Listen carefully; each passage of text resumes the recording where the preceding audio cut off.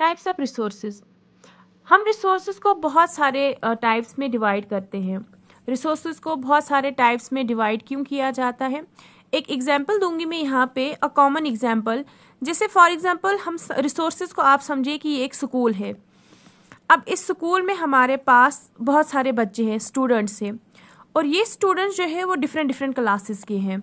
जैसे हमारे पास different different classes के हैं, जैसे फोर्थ के अलग बच्चे हैं, फिफ्थ के अलग है, सिक्स्थ के अलग है।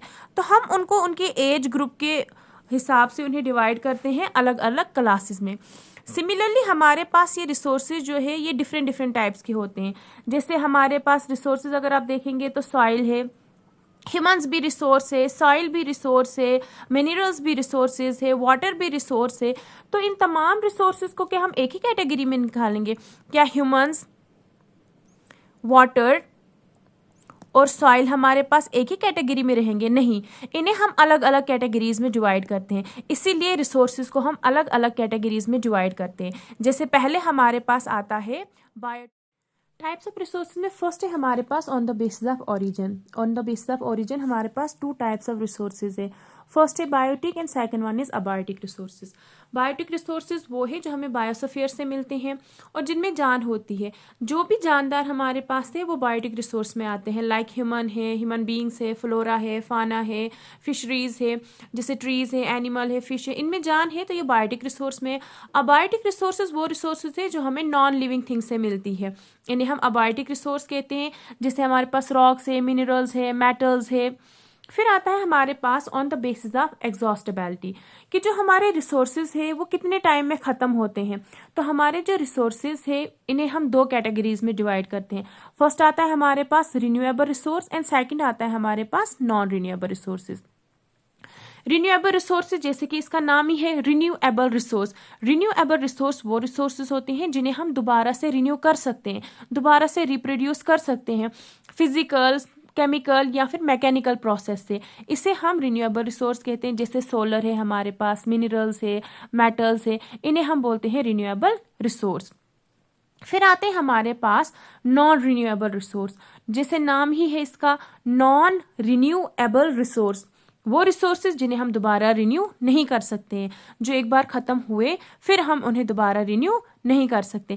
जैसे हमारे पास एग्जांपल है नॉन रिन्यूएबल रिसोर्सेज की, कोल एंड पेट्रोलियम, फॉसिल फ्यूल्स जो भी है हमारे पास, कोल है, पेट्रोलियम है, नेचुरल गैसेस है। अगर ये एक बार खत्म हुए फिर हमें दोबारा नहीं मिलेंगे। क्यों? क्योंकि हम इन्हें कहीं लैब वगैरह में या किसी फिजिकल या केमिकल या मैकेनिकल प्रोसेस से हम इन्हें बना नहीं सकते।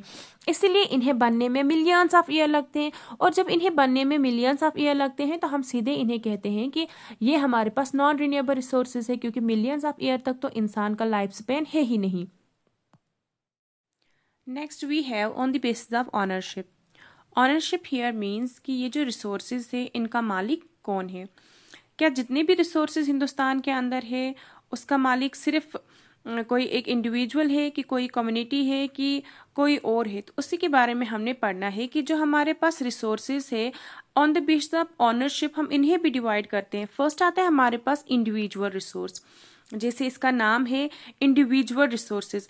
इट मीन्स कि वो रिसोर्सेज जो किसी एक इंसान के होंगे, जो किसी एक पर्सन के होंगे। जैसे हमारे घर है, प्लॉट्स है, या फिर हमारे मतलब घर के इर्द गिर्द में जो ट्रीज वगैरह आते हैं, कोई अपने घर में एनिमल्स वगैरह रखता है, तो वो उसकी इंडिविजुअल प्रॉपर्टी है।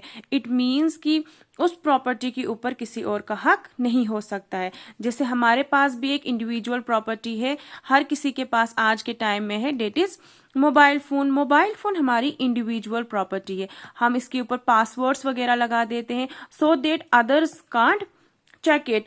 तो ये हमारी एक इंडिविजुअल प्रॉपर्टी है।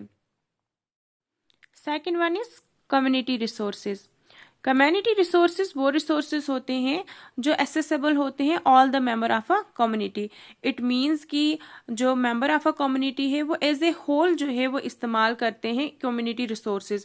जैसे हमारे पास ग्रेजिंग ग्राउंड्स होते हैं, पब्लिक पार्क्स होते हैं, विलेज पाउंड होते हैं, या फिर पिकनिक स्पॉट्स वगैरह होते हैं।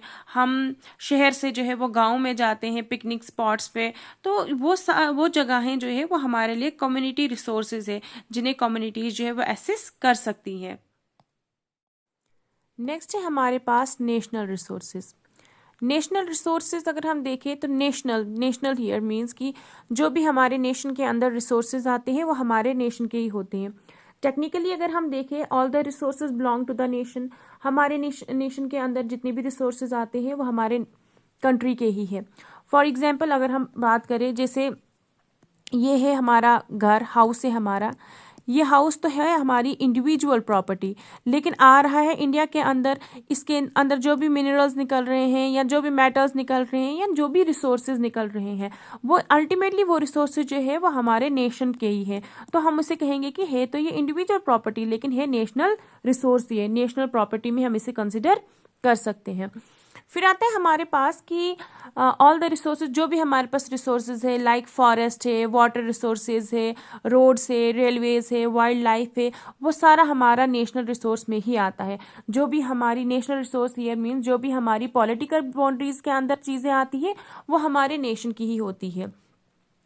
आपको पता है कि अगर हमारी इंडिविजुअल प्रॉपर्टी जो है, गवर्नमेंट इस इंडिविजुअल प्रॉपर्टी को भी यूज़ कर सकती है अगर वो कोई पब्लिक वेलफेयर के लिए काम कर रही है। For example urban development authorities empowered by the government hold the power to acquire even private properties for the public good. जो हमारे पास अर्बन अथॉरिटी गवर्नमेंट है, गवर्नमेंट उससे एक्सेस देती है कि जो अगर हम कहीं से रोड बनाने जा रहे हैं तो आप उस मतलब प्राइवेट प्रॉपर्टी के ओनर से बात करो और उस प्राइवेट प्रॉपर्टी को आप उनसे ले लो, वहाँ पे हम जो है वो जैसे रोड बनाएंगे या कैनल्स वगैरह बनाएंगे तो गवर्नमेंट जो है उसके पास पूरा राइट होता है कि वो हमारी प्राइवेट प्रॉपर्टी को भी एक्सेस कर सकती है, बट वो फ्री एक्सेस नहीं करते हैं। उसके पीछे जो है वो मतलब जितना भी उस प्रॉपर्टी का पैसा बनता है वो गवर्नमेंट दे देती है। उसके अलावा हमारे पास जो नेशन के अंदर हमारा ओशन वगैरह है 22 किलोमीटर्स तक हमारा, जैसे फॉर एग्जांपल ये हमारा इंडिया है और अब यहाँ पे इंडिया की बाउंड्रीज खत्म हो गई है, लेकिन टर्शियल बाउंड्रीज के आगे भी 22 किलोमीटर तक जो हमारा यहाँ से जैसे अरेबियन सी निकलता है तो अरेबियन सी का यहाँ हिंदुस्तान की टेरिटरीज यहीं पे खत्म हो गई। 22 किलोमीटर तक जो है वो इंडिया के पास पूरा राइट है कि वो इस पानी को भी इस्तेमाल कर सकती है। यहाँ 22 किलोमीटर या फिर इसे बोलते हैं 12 न्यूटिकल माइल्स। अब हम इंटरनेशनल रिसोर्सेज की अगर हम बात कर रहे हैं तो हमने पढ़ा इंडिविजुअल रिसोर्सेज, फिर पढ़ा नेशनल रिसोर्सेज, फिर पढ़ा हमने कि कम्युनिटी रिसोर्सेज। हमने अगर ये सारी चीज़ें देख ली कि जो भी नेशन के अंदर चीज़ें आती है वो नेशन की कहलाती है, तो इंटरनेशनल रिसोर्स के लिए बचा ही क्या, हर एक नेशन है, हर नेशन के पास अपने अपने रिसोर्सेज है। तो जब हर नेशन के पास अपने रिसोर्सेज है तो ये इंटरनेशनल रिसोर्सेज कहाँ से आई, तो अगर हम यहाँ पे देखें इंटरनेशनल रिसोर्सेज हम कहते हैं उस रिसोर्स को जो स्पेसिकली किसी भी नेशन का नहीं होता है। There are international institutes which regulate some resources, कुछ रिसोर्सेज को जो है वो रेगुलेट करती है international institutions. International institution here means United Nation. United Nation जो है वो कुछ रिसोर्सेज को एसेस करती है, लेकिन वो रिसोर्सेज को एसेस कैसे करती है, रिसोर्सेज जब बचे ही नहीं तो रिसोर्सेज बचते हैं, कैसे बचते हैं। हमने अभी नेशनल रिसोर्सेज में पढ़ा कि जो फॉर एग्जांपल हमारा इंडिया है और इंडिया की पॉलिटिकल टेरिटरीज यहाँ तक खत्म हो गई, अब 22 न्यूटिकल माइल्स तक 22 किलोमीटर तक जो है वो हमारा रिसोर्स यहाँ पे इंडिया वाटर को एक्सेस कर सकता है। वैसे ही इंडिया के अलावा और भी बहुत सारे स्टेट है लाइक पाकिस्तान है हमारे पास या चाइना है, तो यहाँ भी ये भी 22 किलोमीटर तक ही अपने ओशन वाटर को जो है वो एक्सेस कर सकते हैं, वहाँ से आगे एक्सेस नहीं कर पाते हैं। तो यहाँ पे इंटरनेशनल इंस्टीट्यूट ये कहता है कि 200 किलोमीटर से आगे जो भी हमारे पास ओशनिक वाटर है उसे इंटरनेशनल बाउंड्रीज जो है वो उसे यूनाइटेड नेशन जो है वो एक्सेस करता है। इट मीन्स कि कोई भी नेशन जो है वो 200 किलोमीटर से आगे जो भी हमारे पास ओशनिक वाटर है उसे एक्सेस नहीं कर सकते हैं without the permission of United nation. Of development, on the basis of status of development में फर्स्ट है हमारे पास पोटेंशियल रिसोर्सेज। पोटेंशियल रिसोर्सेज को अगर हम देखें तो पोटेंशियल रिसोर्सेज वो रिसोर्सेज होते हैं जो है तो हमारे पास बहुत सारे, इट मीन्स कि रिसोर्सेज हमारे पास बहुत ज़्यादा है बट हमारे पास अप्रोप्रिएट टेक्नोलॉजीज नहीं है कि उस रिसोर्स को एक्सेस कर सके। जैसे एग्जाम्पल है यहाँ पे हमारे पास राजस्थान की। राजस्थान में बहुत सही विंड एंड सोलर एनर्जी है और हम उसे जो है उसे बहुत सही तरीके से इस्तेमाल भी कर सकते हैं, बट हमारे पास लेक ऑफ अप्रोप्रिएट टेक्नोलॉजीज है जिसकी वजह से हम उन्हें सही तरीके से एक्सेस नहीं कर पाते हैं। तो पोटेंशियल रिसोर्सेज को अगर हम समझे, पोटेंशियल रिसोर्सेज वो रिसोर्सेज होते हैं जहाँ पे रिसोर्सेज में कैपेसिटी तो बहुत ज़्यादा होती है लेकिन हम उन्हें फुली यूटिलाइज नहीं कर पाते हैं, फुली यूटिलाइज नहीं हो पाते हैं।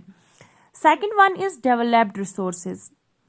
डेवलप्ड रिसोर्सेज वो रिसोर्सेज होते हैं जिन्हें हमें पता है कि हम उन्हें किस तरीके से एक्सट्रैक्ट कर सकते हैं, उनकी क्वालिटीज़ एंड क्वांटिटीज़ के बारे में पता होता है और यहाँ पे हमारे पास जो है अप्रोप्रिएट टेक्नोलॉजीज़ भी होती है और हम यहाँ पे उस टेक्नोलॉजी की हेल्प से रिसोर्सेज को यूटिलाइज भी कर पाते हैं, जैसे कोल एंड वाटर है। नेक्स्ट है हमारे पास स्टॉक। स्टॉक हियर मीन्स वो रिसोर्सेज जो हमारी नीड्स को सेटिस्फाई कर सकते हैं, but humans don't have the appropriate technology to access these. इंसान के पास वैसी टेक्नोलॉजीज है ही नहीं कि वो उन रिसोर्सेज को एसेस कर पाए, जैसे यहाँ पे वाटर की एग्जांपल दी है। Next one is reserve. Reserve जो है वो सबसेट होता है स्टॉक का ही एक सबसेट है। हियर इट मीन्स कि हमारे पास रिसोर्सेज हैं and we also know how to extract them. हमें ये भी पता है कि हम उन्हें कैसे निकाल सकते हैं, बट यहाँ पे ह्यूमंस की विलिंगनेस नहीं है। They don't want to use that. वो चाहते हैं कि वो उसे जो है वो इन फ्यूचर इस्तेमाल कर सके। तो रिजर्व का मतलब ये है जहाँ पे हमने उसे बचा के रखा है फॉर द फ्यूचर।